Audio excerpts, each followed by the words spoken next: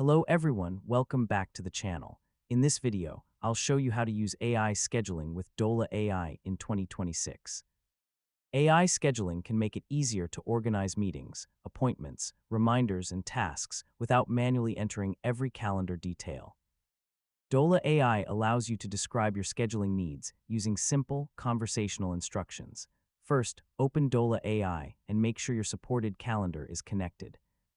Once the connection is ready, you can start giving Dola scheduling requests using natural language. For example, you can say, schedule a meeting with the marketing team tomorrow at 2 p.m. for 1 hour. Dola can understand the information in your message and help prepare the calendar event.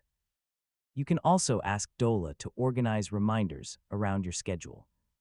For example, you could say, remind me to prepare the presentation 2 hours before my meeting. This can help you prepare for important events without creating every reminder manually.